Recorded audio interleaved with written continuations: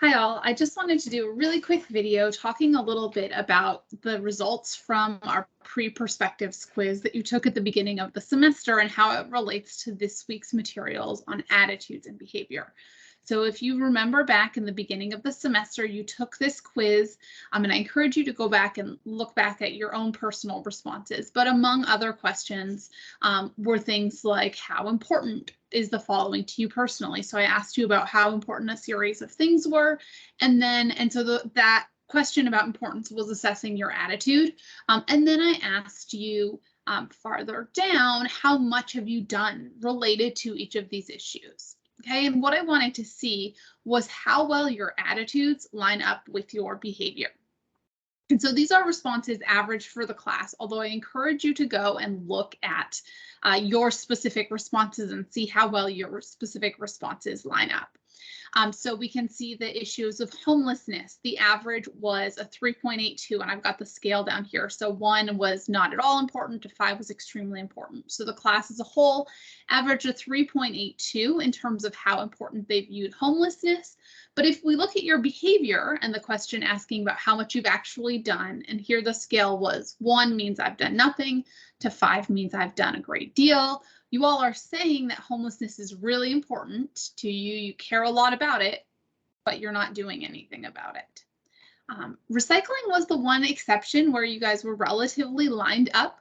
The average attitude for recycling was 3.19 and behaviors were 3.4. So how much you care about recycling is pretty well lined up with what you're actually doing. But for kind of animal issues, we see the same thing where people are saying that it's quite important. So on a scale of 1 to 5, you are almost at a 4. Very important, but most people are not doing a whole lot about it. World hunger, same thing, quite important, but there's not a lot being done about it.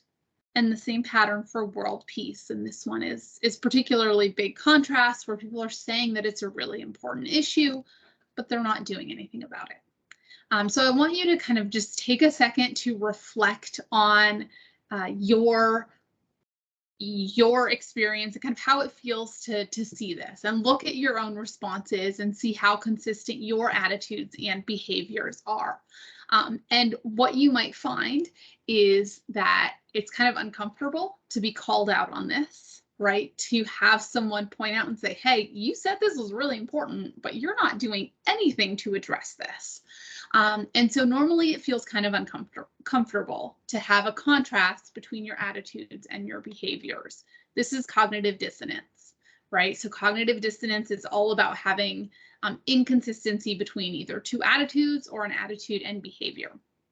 And you might also find yourself wanting to make kind of excuses to explain it. Well, I don't have any money, so I can't do anything, or I'm too busy with work or my family or school.